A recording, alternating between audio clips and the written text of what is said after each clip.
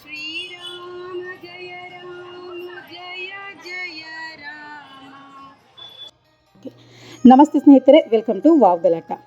ಮಾಧ್ಯಮಗಳಲ್ಲಿ ಈಗಾಗಲೇ ಅಯೋಧ್ಯೆ ಶ್ರೀರಾಮನ ಜನ್ಮಭೂಮಿಯಿಂದ ಬಂದಂತಹ ಅಂದರೆ ಸನ್ನಿಧಿಯಿಂದ ಮಾಡಿದಂತಹ ಒಂದು ಮಂತ್ರಾಕ್ಷತೆಯನ್ನು ಈಗಾಗಲೇ ಎಲ್ಲ ಪ್ರದೇಶಗಳಿಗೂ ಕಳಿಸಿದ್ದಾರೆ ಮತ್ತು ತಮ್ಮ ಮನೆಗೂ ಬರುತ್ತೆ ಅಂತಲೂ ಈಗಾಗಲೇ ಮಾಧ್ಯಮಗಳಲ್ಲಿ ಈಗ ಹೇಳಿಬಿಟ್ಟಿದ್ದಾರೆ. ಸರಿ, ನಮ್ಮ ಮನೆಗೂ ಯಾವಾಗ ಬರುತ್ತೆ ಅಂತ ಕಾಯ್ತಾ ಇದ್ದೀರಾ? ಮತ್ತು ಅದಕ್ಕೆ ನೀವು ಯೋಚನೆ ಮಾಡಿಬಿಡಿ.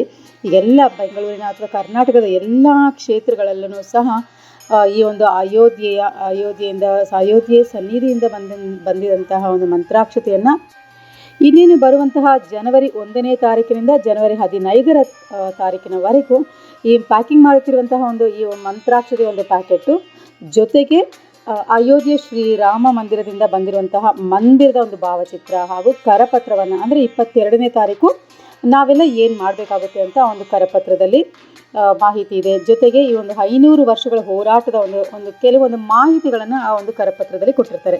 ಸರಿ, ಹಾಗಾದರೆ ಈ ಕರಪತ್ರ ಮತ್ತು ಈ ಒಂದು ರಾಮ ಮಂದಿರದ ಒಂದು ಭಾವಚಿತ್ರ ಹಾಗೂ ಈ ಮಂತ್ರಾಕ್ಷತೆಯ ಒಂದು ಪ್ಯಾಕೆಟನ್ನು ನಿಮ್ಮ ಮನೆಗೆ ತೊಗೊಂಬರ್ಬೇಕಾದ್ರೆ ಕಾರ್ಯಕರ್ತರು ಬರ್ತಾರಲ್ಲ, ಅವ್ರು ಯಾವ ರೀತಿ ಬರ್ತಾರೆ, ಜೊತೆಗೆ ನೀವು ಸ್ವೀಕಾರ ಮಾಡಬೇಕಾದ್ರೆ ನೀವು ಯಾವ ರೀತಿಯಾಗಿ ತಯಾರು ಮಾಡ್ಕೊಂಡಿರಬೇಕು ನಿಮ್ಮ ಮೈಂಡನ್ನು ಅನ್ನೋದನ್ನು ಈ ಒಂದು ವಿಡಿಯೋದಲ್ಲಿ ನಾವೀಗ ನೋಡೋಣ.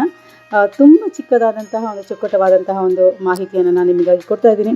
ಸೊ ದಯವಿಟ್ಟು ಇದನ್ನು ಸಾಧ್ಯವಾದಷ್ಟು ಶೇರ್ ಮಾಡಿ ಅಂತ ಕೇಳ್ಕೊಳ್ತಾ ನನಗೆ ತಿಳಿದಂತಹ ನನಗೆ ಸಿಕ್ಕಿದಂತಹ ಈ ಎಲ್ಲ ಮಾಹಿತಿಗಳನ್ನು ನಿಮಗಾಗಿ ಪ್ರಸಾರ ಮಾಡ್ತಾ ಇದ್ದೀನಿ. ಬನ್ನಿ ಹಾಗಾದರೆ ಕೇಳೋಣ. ಅಯೋಧ್ಯೆ ಶ್ರೀರಾಮ ಜನ್ಮಭೂಮಿಯಲ್ಲಿ 2024 ಜನವರಿ 22ರಂದು ಶ್ರೀರಾಮನ ದಿವ್ಯ ಮೂರ್ತಿ ಪ್ರತಿಷ್ಠಾಪನೆ ಮತ್ತು ಬ್ರಹ್ಮ ಕಲಶೋತ್ಸವ ನಡೆಯುವಂತಹ ವಿಷಯ ನಿಮಗೆಲ್ಲರಿಗೂ ತಿಳಿದಿರಬಹುದು. ಇಡೀ ವಿಶ್ವವೇ ಸಂಭ್ರಮದಲ್ಲಿ ಭಕ್ತಿಯಲ್ಲಿ ಪುನೀತರಾಗುವಂತಹ ಒಂದು ಪುಣ್ಯ ಸಂದರ್ಭವಿದು. ಆ ದಿನ ಎಲ್ಲರೂ ಮಾಡಬೇಕಾದಂತಹ ಕಾರ್ಯಗಳ ವಿವರಗಳು ಏನು ಅನ್ನೋದನ್ನು ಕೇಳೋಣ. ಎಲ್ಲರೂ ಆ ದಿನ ತಮ್ಮ ತಮ್ಮ ಕೆಲಸ ಕಾರ್ಯಗಳಿಗೆ ರಜಾ ಮಾಡುವುದು. 2ನೇ ಪಾಯಿಂಟು, ವ್ಯಾಪಾರಸ್ಥರು ವ್ಯಾಪಾರ ಕೇಂದ್ರಕ್ಕೆ ರಜಾ ಮಾಡುವುದು. ಬೆಳಗ್ಗೆ 11ರಿಂದ ಮಧ್ಯಾಹ್ನ 1 ಗಂಟೆಯವರೆಗೆ ಹತ್ತಿರದ ಮಂದಿರದ ಬಳಿ ಸೇರಬೇಕಾಗುತ್ತದೆ. ಅಯೋಧ್ಯೆಯಲ್ಲಿ ನಡೆಯುವಂತಹ ಪ್ರತಿಷ್ಠಾ ಕಾರ್ಯಕ್ರಮವನ್ನು ಟಿವಿಯಲ್ಲೋ ಪರದೆಯಲ್ಲೋ ಕಾಣುವಂತೆ ವ್ಯವಸ್ಥೆಯನ್ನು ಮಾಡಬೇಕಾಗುತ್ತದೆ. ಇದು ದೇವಸ್ಥಾನದಲ್ಲಿ ಮಾಡುವಂತಹ ಒಂದು ಕಾರ್ಯಕ್ರಮ. ಎಲ್ಲರೂ ಈ ಒಂದು ದೇವಸ್ಥಾನಕ್ಕೆ ಅಂದರೆ ನಿಮ್ಮ ಮನೆಯ ಬಳಿ ಇರುವಂತಹ ಒಂದು ದೇವಸ್ಥಾನದ ಬಳಿ ಹೋಗಿ ಕೇಳ್ಕೊಂಡು ಬನ್ನಿ. ಇಲ್ಲ ಅಥವಾ ಈ ಒಂದು ಮಂತ್ರಾಕ್ಷತೆಯನ್ನು ತೆಗೆದುಕೊಂಡು ಬರುವವರು ನಿಮಗೆ ಮಾಹಿತಿಯನ್ನು ಕೊಡ್ತಾರೆ ಯಾವ ದೇವಸ್ಥಾನದಲ್ಲಿ ಈ ಒಂದು ಲೈವ್ ಟೆಲಿಕಾಸ್ಟನ್ನು ಮಾಡ್ತಾ ಇದ್ದಾರೆ. ದಯವಿಟ್ಟು ಎಲ್ಲರೂ ಮಂದಿರಕ್ಕೆ ಸೇರೋಣ. ಸಂಧ್ಯಾ ಸಮಯದಲ್ಲಿ ಎಲ್ಲರ ಮನೆಯಲ್ಲೂ ದೀಪಾವಳಿ ಹಣತೆ ಹಚ್ಚುವ ರೀತಿಯಲ್ಲಿ ಹಣತೆಗಳಲ್ಲಿ ದೀಪಗಳನ್ನು ಹಚ್ಚುವುದು. ಅಂದರೆ ಕನಿಷ್ಠ ಪಕ್ಷ 5 ದೀಪಗಳನ್ನು ಹಚ್ಚಬೇಕು ಅಂತ ಹೇಳಿದ್ದಾರೆ. ಕಾರಣ ಏನಪ್ಪ ಅಂತಂದರೆ 500 ವರ್ಷಗಳ ಹೋರಾಟ.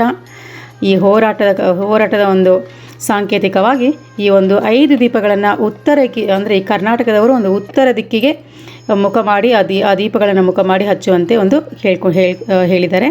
ಜೊತೆಗೆ ನಾವು 5 ದೀಪಗಳು ಮಾತ್ರ ಅಲ್ಲ, ಎಷ್ಟು ದೀಪಗಳನ್ನಾದರೂ ಬೇಕಾದರೂ ಹಚ್ಚಿ ಮನೆಯನ್ನು ಒಂದು ದೀಪಾವಳಿಯ ಒಂದು ಸಂಭ್ರಮದಂತೆ ನಾವು ಮಾಡಬಹುದು.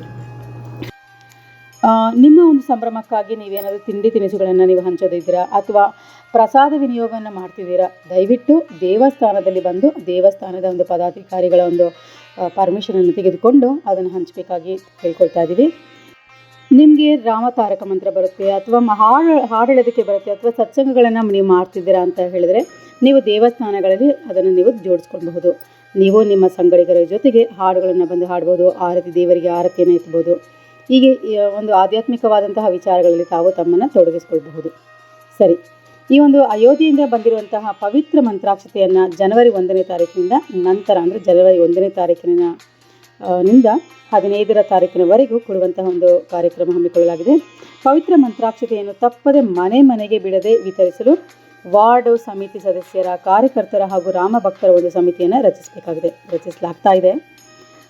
ಈ ರಚಿಸಲ್ಪಟ್ಟಿರುವಂತಹ ಒಂದು ಈ ಸಮಿತಿಯಲ್ಲಿ ಚಿಕ್ಕ ಸಮಿತಿಗಳಲ್ಲಿ ಅಂದರೆ 3 ಜನ ಇರ್ಬೋದು ಅಥವಾ 4 ಅಥವಾ 5 ಜನ ಮಂದಿ ಒಂದು ಮನೆಯನ್ನು ಭೇಟಿ ಕೊಡ್ತಾರೆ. ಆ ಭೇಟಿಯನ್ನು ಕೊಡಬೇಕಾದ್ರೆ ನಿಮಗೆ ಅಕ್ಷತೆ ಕಾಳುಗಳನ್ನು ಹಾಗೂ ದೇವಸ್ಥಾನದ ಅಂದರೆ ರಾಮ ಮಂದಿರದ ಒಂದು ಭಾವಚಿತ್ರವನ್ನು ಮತ್ತು ಕರಪತ್ರವನ್ನು ನಿಮಗೆ ಕೊಡಲಾಗುತ್ತೆ. ಸರಿ, ಹಾಗೆ ಆ ರೀತಿ ಬರುವಂತಹ ಒಂದು ಕಾರ್ಯಕರ್ತರು ಪಾಲಿಸಬೇಕಾದಂತಹ ಕೆಲವು ನಿಯಮಗಳನ್ನು ಇಲ್ಲಿ ಹೇಳ್ತಾ ಇದ್ದೀವಿ. ಆ ನಿಯಮಗಳು ಏನೇನು ಅಂತ ಕೇಳೋಣ ಈಗ. ಮಂತ್ರಾಕ್ಷತೆಯನ್ನು ಮನೆ ಮನೆಗೆ ವಿತರಿಸುವಂತಹ ಸದಸ್ಯರುಗಳು ಕಡ್ಡಾಯವಾಗಿ ಸಾಂಪ್ರದಾಯಿಕ ಉಡುಪಿನಲ್ಲಿ ಇರಬೇಕಾಗುತ್ತದೆ. ಮಹಿಳೆಯರು ಸೀರೆ, ಏಕೆಂದರೆ ಮಹಿಳೆಯರು ಅಂದರೆ ಸಾಂಪ್ರದಾಯಿಕವಾಗಿ ಮಹಿಳೆಯರು ಸೀರೆ ಅಂತ ಹೇಳ್ಬಿಟ್ಟಿದ್ದಾರೆ. ಏಕೆಂದರೆ ಈಗ ನಾವು ಉತ್ಸವಗಳು ಹಬ್ಬಗಳು ಇದ್ದಾಗ ಮಾತ್ರ ನಾವು ಲೇಡೀಸು ಸ್ಯಾರಿಗಳನ್ನು ತೆಗಿತೀವಲ್ಲ ಬೀರೋಯಿಂದ. ಹಾಗಾದರೆ ಈ ಒಂದು ರಾಮೋತ್ಸವ ಒಂದು 15, 20, 21 ದಿನಗಳ ಕಾಲ ಇದು ರಾಮೋತ್ಸವ ಉತ್ಸವವೇ ಆಗಿರಬೇಕು. ಹಾಗಿದ್ದರಿಂದ ಮಹಿಳೆಯರು ಸೀರೆಯನ್ನು ಉಡ್ಕೊಂಡು ಹೋಗೋಣ. ನಂತರ ಗಂಡಸರು ಬಿಳಿ ಪಂಚೆ ಹಾಗೂ ಶರ್ಟ್ಗಳಲ್ಲಿ ಬರ್ತಾರೆ. ನೆಕ್ಸ್ಟು ಅಕ್ಷತೆಯ ಕಳಶವನ್ನು ಹಿಡಿದುಕೊಳ್ಳುವವರು ಕಾಲಿಗೆ ಚಪ್ಪಲಿ ಹಾಕುವಂತಿಲ್ಲ ಹಾಗೂ 3 ದಿನ ಮುಂಚಿತವಾಗಿ ಮಾಂಸಾಹಾರ ತ್ಯಜಿಸಿರಬೇಕು. ಇದು ವೈಯಕ್ತಿಕವಾಗಿ ಎಲ್ಲರಿಗೂ ಗೊತ್ತಿರುವಂಥ ವಿಷಯಗಳು.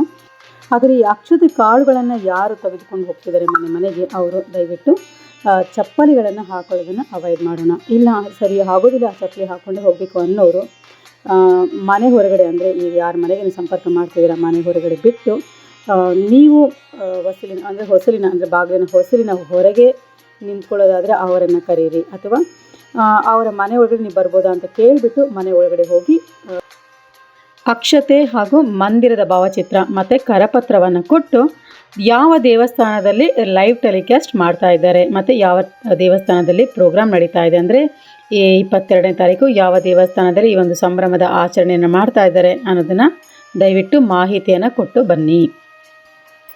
ಪ್ರತಿ ಮನೆಗೆ ಹೋಗುವಾಗ ಕನಿಷ್ಠ 4 ಅಥವಾ 5ರಿಂದ ಸದಸ್ಯರು ಇರಬೇಕು. ಮನೆಯ ಹೊರಗಡೆ ನಿಂತು ಅಕ್ಷತೆಯನ್ನು ನೀಡುವಂತಿಲ್ಲ. ಮನೆಯ ಒಳಗಡೆ ಹೋಗಿ ಮನೆಯ ಸದಸ್ಯರೊಂದಿಗೆ ರಾಮ ಮಂದಿರದ ಸಂಪೂರ್ಣ ವಿಷಯವನ್ನು ತಿಳಿಸಿ ಅಕ್ಷತೆಯನ್ನು ನೀಡಬೇಕು. ದಿನಾಂಕ 7/1/2024 ದೇಶಾದ್ಯಂತ ಮಹಾಸಂಪರ್ಕ ಅಭಿಯಾನ ನಡೆಸಲಾಗುತ್ತದೆ. ಅಂದು ಗರಿಷ್ಠ 100 ಜನರನ್ನು ಸೇರಿಸಿ ಅಕ್ಷತೆಯನ್ನು ಮತ್ತು ಆಮಂತ್ರಣ ಪತ್ರಿಕೆಯನ್ನು ನೀಡಬೇಕು. ಭಾಗವಹಿಸುವ ಎಲ್ಲ ರಾಮಭಕ್ತರು ಸಾಂಪ್ರದಾಯಿಕ ಉಡುಪಿನಲ್ಲಿ ಇರಬೇಕು. ಒಟ್ಟಾರೆಯಾಗಿ ಊರಿನ ಯಾರೊಬ್ಬ ಹಿಂದೂವಿನ ಮನೆಯನ್ನು ಬಿಡದಂತೆ ಮಂತ್ರಾಕ್ಷತೆ ಮತ್ತು ಆಮಂತ್ರಣ ಪತ್ರಿಕೆಯನ್ನು ನೀಡುವಂತೆ ನೋಡಿಕೊಳ್ಳಬೇಕು ಅಂತ ಕೆಲವು ಮಾಹಿತಿಗಳನ್ನು ಇಲ್ಲಿ ಪ್ರಸಾರ ಮಾಡಿದ್ದೀನಿ. ಜೊತೆಗೆ ಇನ್ನು ಹೋಗುವಂಥ ಎಲ್ಲ ರಾಮಭಕ್ತರು ಅಥವಾ ಕಾರ್ಯಕರ್ತರುಗಳು ಹಣೆಯಲ್ಲಿ ತಿಲಕವನ್ನು ಇಟ್ಟು ಹೋಗೋಣ. ಮತ್ತು ಶಲ್ಯವನ್ನು ಆದರೆ ಒಂದು ಕೇಸರಿ ಶಲ್ಯವನ್ನು ಹಾಕಿಕೊಂಡು ಹೋಗುವಂತಹ ಒಂದು ವ್ಯವಸ್ಥೆಯನ್ನು ಸಹ ಮಾಡಿಕೊಳ್ಳೋಣ. ನಂತರ ಮಂತ್ರಾಕ್ಷತೆಯನ್ನು ಪಡೆದುಕೊಂಡ ಮನೆಯವರು ಪಾಲಿಸಬೇಕಾದಂತಹ ನಿಯಮಗಳು ಏನೇನು ಅನ್ನೋದ್ರ ಬಗ್ಗೆ ನಾವು ತಿಳಿದುಕೊಳ್ಳೋಣ. ಒಂದು ಹೊಸ ಬಟ್ಟೆಯನ್ನು ಹರಿವಾಣಕ್ಕೆ ಹಾಕಿ ಅದರಲ್ಲಿ ಮಂತ್ರಾಕ್ಷತೆಯನ್ನು ಸ್ವೀಕರಿಸಬೇಕು. ಮಂತ್ರಾಕ್ಷತೆಯನ್ನು ಬಟ್ಟೆಯಲ್ಲಿ ಕಟ್ಟಿ ದೇವರ ಕೋಣೆಯಲ್ಲಿ ಇಡಬೇಕು. ಮನೆಯ ಎಲ್ಲ ಸದಸ್ಯರು ಶುಚಿಯಾಗಿರಬೇಕು. ಎಲ್ಲರೂ ಶುಚಿಭೂತರಾದ ಮೇಲೆ ಮನೆಯ ಯಜಮಾನ ಅಥವಾ ಯಜಮಾಂತಿ ಯಾರಾದರೂ ಹಿರಿಯರು ಮನೆಯ ಪ್ರತಿ ಸದಸ್ಯರ ತಲೆಗೆ 2 ಮಂತ್ರಾಕ್ಷತೆಯನ್ನು ಹಾಕಿ ಆಶೀರ್ವದಿಸಬೇಕಾಗುತ್ತದೆ. ಉಳಿದ ಮಂತ್ರಾಕ್ಷತೆಯನ್ನು ಬಟ್ಟೆಯಲ್ಲಿ ಕಟ್ಟಿ ದೇವರ ಕೋಣೆಯಲ್ಲಿ ಇಡಬೇಕು. ದಿನಾಂಕ 22/1/2024 ಅಯೋಧ್ಯೆಯಲ್ಲಿ ಶ್ರೀರಾಮದೇವರ ಪ್ರಾಣ ಪ್ರತಿಷ್ಠಾಪನೆಯ ದಿನದಂದು ಸಾಧ್ಯವಾದರೆ ಎಲ್ಲರೂ ಒಂದೇ ಕಡೆಯಲ್ಲಿ ಕುಳಿತು ಅಯೋಧ್ಯೆಯಲ್ಲಿ ನಡೆಯುವ ಕಾರ್ಯಕ್ರಮವನ್ನು ವೀಕ್ಷಿಸುವುದು. ಅಂದರೆ ಮಂದಿರಕ್ಕೆ ಬಂದು ನೀವು ವೀಕ್ಷಿಸಬೇಕಾಗುತ್ತದೆ. ಪ್ರತಿಷ್ಠಾಪನೆಯ ದಿನದಂದು ಯಾವುದಾದರೊಂದು ದೇವಸ್ಥಾನದಲ್ಲಿ ನಡೆಯುವ ವಿಶೇಷ ಪೂಜೆಯಲ್ಲಿ ಭಾಗವಹಿಸಿ ದೇವರ ದರ್ಶನವನ್ನು ಮಾಡಬೇಕು. ಪ್ರತಿಷ್ಠಾಪನೆಯ ದಿನ ಸಂಜೆ ಪ್ರತಿ ಹಿಂದೂಗಳ ಮನೆಯಲ್ಲಿ ಕನಿಷ್ಠ 5 ಅಥವಾ ಗರಿಷ್ಠ ಸಾಧ್ಯವಾದಷ್ಟು ದೀಪಗಳನ್ನು ಬೆಳಗಿಸಿ ದೀಪಾವಳಿ ಹಬ್ಬವನ್ನು ಆಚರಿಸಬೇಕು. ಅಯೋಧ್ಯೆಯಲ್ಲಿ ಶ್ರೀರಾಮದೇವರ ಪ್ರತಿಷ್ಠಾಪನೆ ನಡೆಯುವ ದಿನ ಪ್ರತಿ ಹಿಂದೂಗಳ ಮನೆಯಲ್ಲಿ ಕಡ್ಡಾಯವಾಗಿ ಮಾಂಸಾಹಾರ ತ್ಯಜಿಸಬೇಕು. ದೇವರ ಕೋಣೆಯಲ್ಲಿ ಉಳಿದಿರುವ ಮಂತ್ರಾಕ್ಷತೆಯಿಂದ ರಾತ್ರಿ ಪಾಯಸವನ್ನು ತಯಾರಿಸಿ ಅದನ್ನು ಮನೆಯಲ್ಲಿ ಇರುವವರೆಲ್ಲರೂ ಪ್ರಸಾದದ ರೂಪದಲ್ಲಿ ಸ್ವೀಕರಿಸಬೇಕು. ನಿಮ್ಮ ಮನೆಗೆ ಶ್ರೀರಾಮದೇವರ ಮಂತ್ರಾಕ್ಷತೆ ಮತ್ತು ಆಮಂತ್ರಣ ಪತ್ರಿಕೆಯನ್ನು ಹೊತ್ತು ತರುವ ರಾಮಭಕ್ತರನ್ನು ಪ್ರತಿ ಮನೆಯವರು ಗೌರವಿಸಬೇಕು. ಈ ರೀತಿಯಾಗಿ ನಿಯಮಾವಳಿಗಳನ್ನು ಪಾಲಿಸಿಕೊಂಡು ಪ್ರತಿಯೊಬ್ಬ ಹಿಂದೂವು ಕೂಡ ಒಂದಾಗಿ ಒಗ್ಗಟ್ಟಾಗಿ ಇರಬೇಕೆಂದು ವಿನಂತಿ. ಸರಿ, ಹಾಗಾದರೆ ಸ್ನೇಹಿತರೆ, ಮಾಹಿತಿ ಇಷ್ಟ ಆಗಿದೆ, ಅರ್ಥ ಆಗಿದೆ ಮತ್ತು ಚೆನ್ನಾಗಿದೆ ಅಂತ ಹೇಳೋರು ದಯವಿಟ್ಟು ಇದನ್ನು ಶೇರ್ ಮಾಡಿ. ಸಬ್ಸ್ಕ್ರೈಬ್ ಮಾಡದೇ ಇದ್ರೂ ಪರವಾಗಿಲ್ಲ, ದಯವಿಟ್ಟು ಶೇರ್ ಮಾಡಿ. ಮುಂದಿನ ಭಾಗದಲ್ಲಿ ನಮ್ಮ ಏರಿಯಾದಲ್ಲಿ ಈ ಒಂದು ಉದ್ಘಾಟನೆ ಕಾರ್ಯಕ್ರಮದ ಒಂದು ಉದ್ಘಾಟನೆ ಚಾಲನೆ ಹೇಗಾಯಿತು ಅನ್ನೋದನ್ನು ನಾನು ಮುಂದಿನ ಭಾಗದಲ್ಲಿ ನಿಮಗಾಗಿ ಪ್ರಸಾರ ಮಾಡ್ತಾ ಇದ್ದೀನಿ. ಮತ್ತು ಈ ಕಾರ್ಯಕ್ರಮದ ಹಲವಾರು ಮಾಹಿತಿಗಳನ್ನು ಇನ್ನೂ ಮತ್ತಷ್ಟು ಕೊಡ್ತಾ ಇರ್ತೀನಿ. ತಪ್ಪದೆ ವೀಕ್ಷಿಸಿ. ಸಬ್ಸ್ಕ್ರೈಬ್ ಮಾಡದೇ ಇದ್ರೂ ಪರವಾಗಿಲ್ಲ, ದಯವಿಟ್ಟು ಶೇರ್ ಮಾಡಿ. ಯಾಕೆ ಎಲ್ಲರಿಗೂ ಸಿಗಲಿ, ಇನ್ಫಾರ್ಮೇಷನ್ ಸಿಗಲಿ, ಮತ್ತು ಏನೇನು ನಿಯಮಗಳನ್ನು ಪಾಲಿಸಬೇಕು ಅನ್ನೋದಾದರೂ ಫಸ್ಟೇ ಗೊತ್ತಾಗಲಿ ಅಂತಲೇ ಈ ಒಂದು ವಿಡಿಯೋವನ್ನು ಇಲ್ಲಿ ಪ್ರಸಾರ ಮಾಡ್ತಾ ಇದ್ದೀನಿ. ಶೇರ್ ಮಾಡ್ತೀರಾ ಅಂತ ಅಂದ್ಕೊತೀನಿ. ಸರಿ, ಮುಂದಿನ ವಿಡಿಯೋದಲ್ಲಿ ನಿಮ್ಮನ್ನೆಲ್ಲರನ್ನೂ ಭೇಟಿ ಮಾಡ್ತೀನಿ. ಅಲ್ಲಿವರೆಗೂ ನಿಮಗೆ ನಮಸ್ಕಾರ ಮತ್ತು ಕೃತಜ್ಞತೆಗಳನ್ನು ಹೇಳ್ತಿರೋದು ನಿಮ್ಮ ರಾಜೇಶ್ವರಿ ವಾವ್ ಗಲಾಟ ವತಿಯಿಂದ. ಬಾಳ್ಗೆ ಸಮೃದ್ಧಿಯೊಂದಿಗೆ ಜೈ ಶ್ರೀರಾಮ್.